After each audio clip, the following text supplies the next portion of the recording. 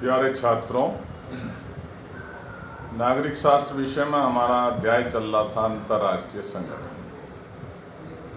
परसों हमने संयुक्त राष्ट्र संघ का विकास किस प्रकार हुआ, उसकी स्थापना कब हुई और संयुक्त राष्ट्र संघ के क्या उद्देश्य थे, इस विषय पर चर्चा की थी।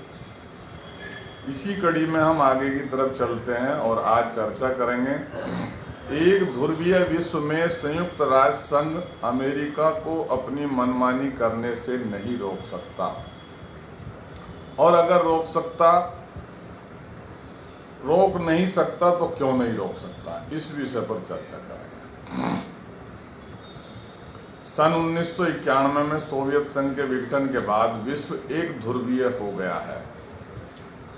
इस एक ध्रुवीय विश्व की एकमात्र महाशक्ति संयुक्त राज्य अमेरिका है और वर्तमान में इसका कोई भी प्रतिद्वंदी देश आज नहीं है।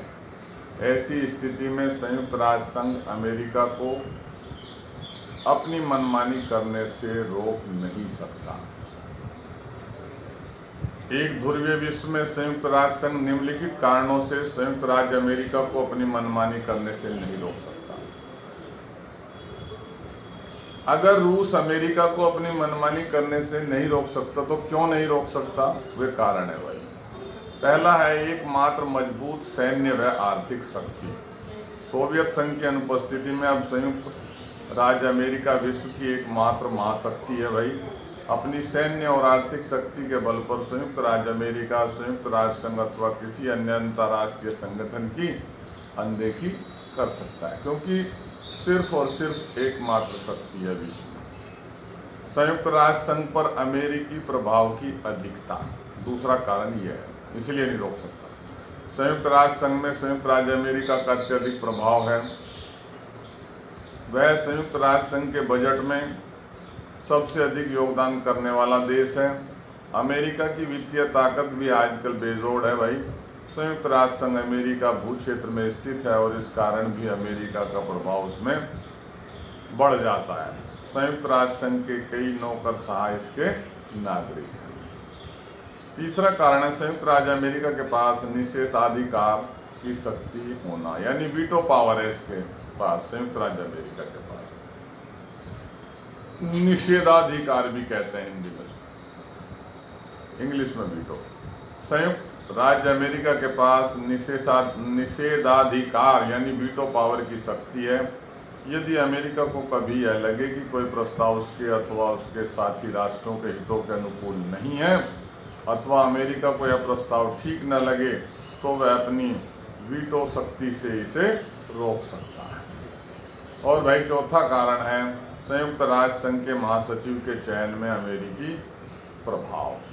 संयुक्त राज्य अमेरिका अपनी ताकत और वीटो शक्ति के कारण संयुक्त राष्ट्र संघ के महासचिव के चयन में भी अपनी महत्वपूर्ण भूमिका निभाता है।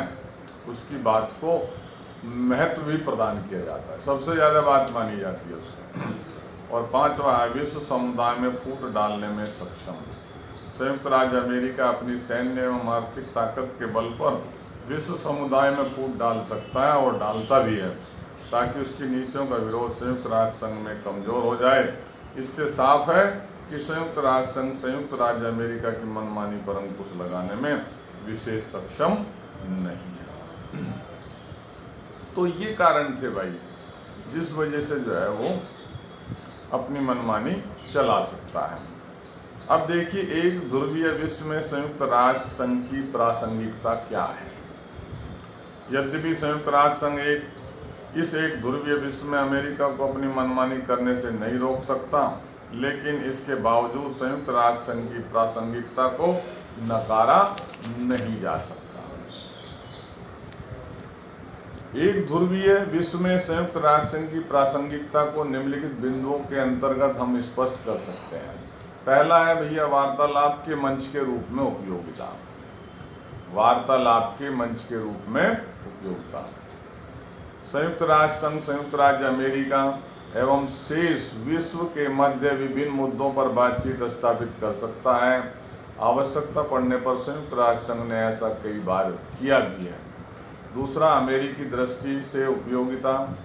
अमेरिका नेता संयुक्त राष्ट्र संघ की आलोचना करते हुए दिखाई आपको देते होंगे भाई, लेकिन वे इस बात को भी समझते हैं कि झगड़ों एवं सामाजिक आर्थिक विकास के मुद्दे पर संयुक्त राष्ट्र संघ के माध्यम से 193 देशों को एक साथ किया जा सकता है।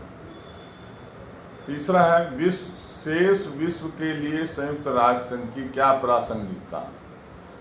शेष विश्व के लिए संयुक्त राष्ट्र संघ एक ऐसा मंच है जहां अमेरिका रवैया एवं नीतियों पर कुछ अंकुश लगाया जा सकता है। यह बात ठीक है कि अमेरिका के विरुद्ध शेष विश्व शायद ही कभी एकजुट हो पाता और अमेरिका की ताकत पर अंकुश लगाना एक सीमा तक असंभव है। लेकिन इसके बावजूद संयुक्त राष्ट्र संघ ही वह स्थान है, यानी वह जगह है जहां अमेरिका के किसी विशेष रवैये एवं नीति की आलोचना की सुनवाई हो सकती है और कोई मध्य का रास्ता निकालने एवं रियायत देने की बात कही जा सकती है। तो आपने ये सारी चीज़ें सुनी। अब निष्कर्ष क्या निकलता है? निष्कर्ष के रूप में कहा जा सकता है कि एक ध्रुवीय विश्व व्यवस्था होने के बावजूद वर्तमान विश्व में संयुक्त राष्ट्र संघ की प्रासंगिकता बनी हुई है, यानी बहुत कुछ नियंत्रण उस पर कर सकता है अमेरिका पर। तो ये बहुत ही महत्वपूर्ण सवाल था भाई, कई बार आया भी है बोर्ड परीक्षा में। सभी छात्र इसे ध्यानपूर्वक सुनेंगे, इसकी फोटो भी भेजूंगा। धन्यवाद।